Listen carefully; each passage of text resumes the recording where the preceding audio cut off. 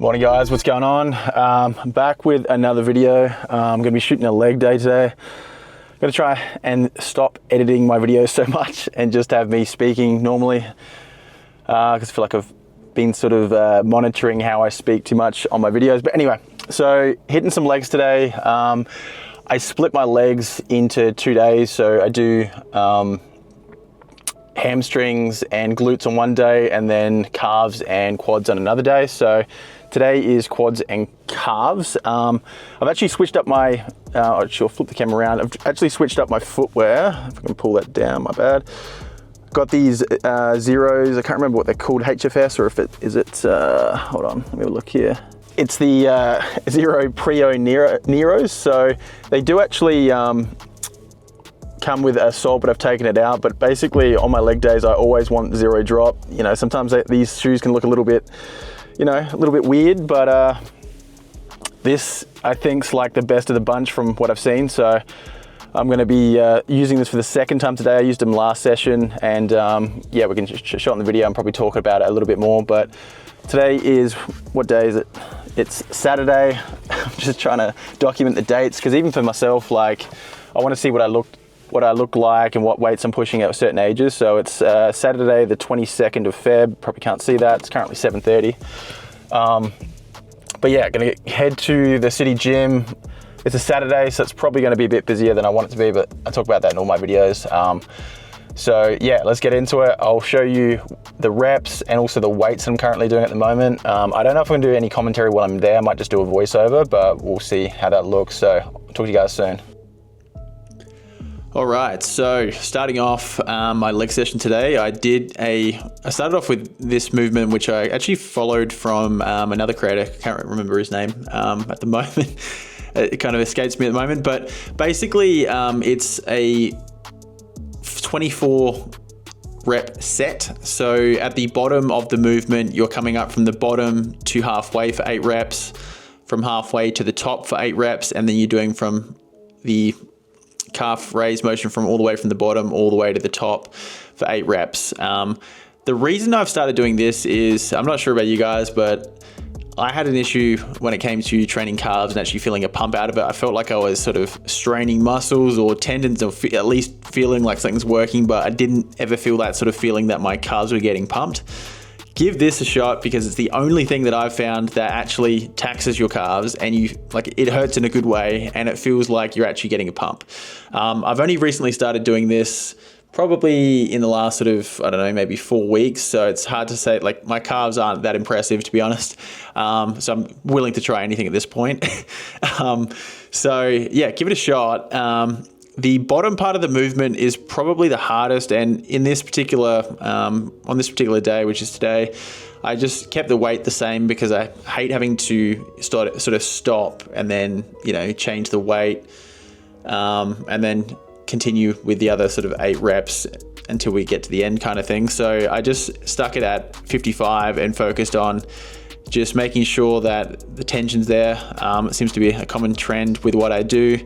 But the bottom part of the motion isn't something that I actually focused on that much until recently, where Jeff Nippard mentioned in a study that the bottom part of the movement actually is where you're gonna get the most growth out of the calf, which is why I've started to put a focus on there, and yeah, include that in your workout and see how you find it. So then I moved along to squats. I really wanted to start off on the leg extensions, but wasn't available at the time, so I went straight to squats. So I like to start off with something light, so 60 kg, and squats aren't something where I try to max out, to be honest. Like, I don't try to do super heavy squats anymore. I just found that when I kept going up, eventually I got, you know, an issue sort of thing. So I try to, like, almost do a weight that I'm semi-comfortable with, but still trying to push that barrier. So yeah, so the first 2 sets, so as we've got here, so 60 kilos in the first one, then I kind of did a semi-second warm-up set because I was feeling a little bit tight for 80 kilos. And then I sort of progressively increased the weight. Now, if you look at that and you go, how did you go from 60 to 80 and then jump to 120? Like, shouldn't you, that means that you should have gone up higher from the second set. And I actually agree with you. I probably should have, but again, I was just wanting to feel out the movement and get a feel for it before I started to increase in weight. But actually, one thing I do want to point out here is look at my feet. Can you see how they're rotating inwards? And this is kind of why I stress the need for sort of flat shoes when you squat, because I mean, that's a flat shoe and my foot's doing that, which I need to correct, you know, after looking at this video, I need to correct on my next sort of workout. But imagine you're, you know, in a super foamed up shoe. I can only imagine where your foot's trying to place itself in there. So keep that in mind. Anyway, moving back to the video. Here I was just going for 8 reps of 140. Felt pretty good. I don't mind resting, just to get my breath before I go for the last couple of reps rather than, you know, calling it early sort of thing. And I was like, I'm just trying to get that rep out. And it's unfortunate, but I actually did. So I went to 140. I haven't touched 150 in a while. And I accidentally didn't record with this part here, which is preparing for the 150, which I got for 2 reps. So that's unfortunate. But anyway, so I tried this movement for something different today. I don't tend to use the hack squat like at all. I might try and use it on my next quad day and see how I find it. But as you can see here, nothing too fancy in terms of, it's just a calf raise. But with that sort of rounded edge, I did find it a little bit hard to find a part where you're getting enough sort of drop below that, I guess that sort of platform level. But I sort of messed around with it. I actually didn't mind it, and it did get a pretty good consistent pump towards the end once I sort of found that sort of rhythm. And as you can see here, my reps sort of stayed between sort of 10 to 12 for most of it, and the weight didn't change.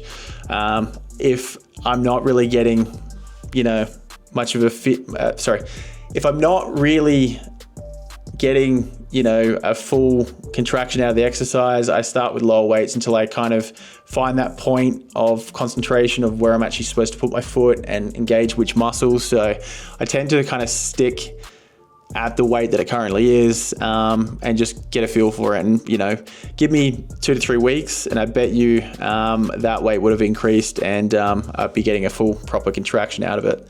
So yeah, anyway, so this is just the last, so I did about 4 sets of this one. It's funny when you like filming in the gym, just trying to get different angles can be a challenge. Like my skin is my skin's super pale, so like anything where there's like a lot of light, I just get washed out. So anyway, that's just, anyway, I don't even know why I brought that up. It's really irrelevant to this video, but yeah, anyway, if I was a little bit tanner, I think my like striations or like angles would look a little bit better, but that's just me. Anyway, moving along. So in this bit, I was actually doing a voiceover, but the music was too loud in the gym. But basically what I like to do at the start of my leg extensions is I go to the end part of the movement. So I lock out the leg extension, and then I kind of get a feel for where that point is. And it kind of gives me, I don't know, in a way it like sets how much I can actually lift. So I hold it in that end movement and see how the weight feels. If it feels like I can't really hold it, then I kind of realize that that's a weight that's too heavy for me. So in this here, as you can see, I did a warm-up set of 60, went to 82. I find leg extensions, you can make as hard as you want it to be, sort of thing. Like if you really slow down the weight, you can get a really good contraction. And I think both is pretty useful. Like I think it's sometimes good to put in a bit of weight and get sort of that sort of muscle growth out of it. And then sometimes I think the contraction is pretty important too. So anyway, so 10 reps at 82 kilos. Then I moved on to 103 for 10 reps. And then this is my last set here. I did 6 reps of 117 kg. Didn't feel too bad, but I reckon I could probably do more, but as you can see, I'm struggling there quite a bit. So I think that was a healthy enough weight for that day. So next one, we are moving into leg press. Now, again, I'm going to keep harping on about it, but footwear is key. If you don't have to worry about where your foot is placed in the shoe, you can use that energy to actually push the weight. So started off here with 200 kgs. This is at the end of my workout. I usually do this at the start. So I usually do start with sort of 200 and move up from there. But On this day, I came in about 50 kilos less on my sort of, I guess, max lift towards the end, which, yeah, goes to show, like, whatever you put at the start for legs is going to get, you're going to get those big weights. But after that, if you really exert yourself at the beginning of your session, then you can't expect to have, super high amount of weight going into the rest of your workout. So here we are at the end. So I did manage to get 6 reps out at 380 kg. My max that I've been doing ahead of this session was about 430 kg for about 5 reps. So this is 50 kilos less than what I'm used to. My legs were just absolutely gassed in this session, so goes to show for reason. But yeah, I mean, it's still a pretty good, decent weight. This wasn't the best angle, but as you can see here, trying to get those knees to my chest and then going straight back up. I don't want to overdo that sort of movement, because then you'll be focusing too much on your joints and it's just no good. So as soon as my legs sort of hit my chest, then I'm pushing straight back up. So yeah, that's the weight was moving pretty good, and I'm pretty sweaty by the looks of it. Anyway, all right. So I wasn't going to do anything else after this, but then I just thought, you know what, I'm just going to hit some lunges. So doing basically 10 bodyweight lunges up, 10 bodyweight lunges back. My legs felt like absolute jelly when I got to this, but again, sometimes it's nice to do some bodyweight stuff and just focus on the balance, because balance is going to be, present in pretty much all your leg lifts if it's sort of free weight stuff. So just getting my foot conditioned to that is always good. And I supersetted this with the ab roller and doing about sort of 10 to 12 reps for about 3 sets to come to an end of my session. Like I said, I like to put in some abs into my session no matter what day it is, just to address that. So yeah. All right, so I got to the end of my workout, and I was going to do a quick sort of leg check in the gym, but it was a little bit busy, so I'm going to do it at home here instead, show you what my legs are currently looking like. So hamstring's not too bad. Quads overall solid. Again, a 10 wouldn't hurt my development. Calves could use a bit of definition, and that's what I'm sort of finding now is I reckon I've got a decent amount of mass, but the definition element is what I need to improve on. But otherwise, fairly happy with where I'm at. I think I want to work on the inside of my quads a little bit more. Like the outside, I think I've got pretty well covered, but the inside, again, while it's not terrible, I need to bring that up a little bit. So yeah. Anyway, that's the end of my, video. Just thought I'd take you through my current leg day routine and what that's looking like. Tomorrow, I'm gonna film the other part of a leg day, which is focused on hamstrings and glutes. And I might just do a quick video on these shoes as well. As I mentioned at the start, these Zeros, they're probably the better looking zero drop shoes, because there are some absolute shockers when it comes to zero drop. I was using Vivos for a bit, and they're not too bad, but they got quite dirty now. Oh shit, let me just move that there. They're quite dirty now, so I was looking for a new pair, and then these kind of were the next best thing. So I might do a review between how I found the Vivos and these, and let you guys know. But bottom line is, if you guys are training legs, like, you have to, like, I'll just take the shoe off. I kind of mentioned at the start of the video, but you have to get something that's like genuinely quite flat. This turns quite a bit.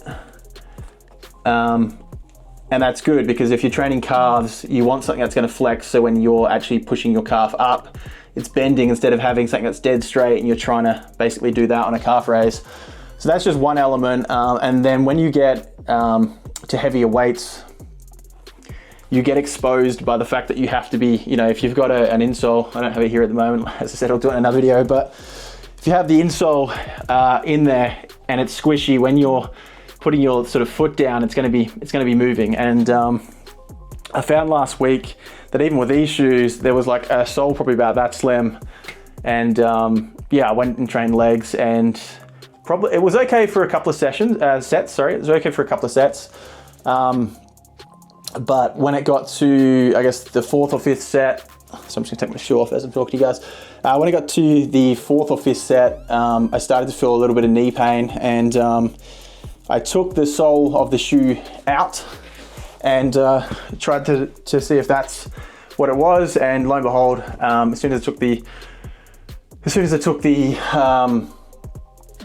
sole out of the shoe and then performed the movement, there was no issues at all. So don't skip on the footwear. I talk about it probably too often, but if you're doing legs, either do barefoot, like just take your shoes off and then do those movements.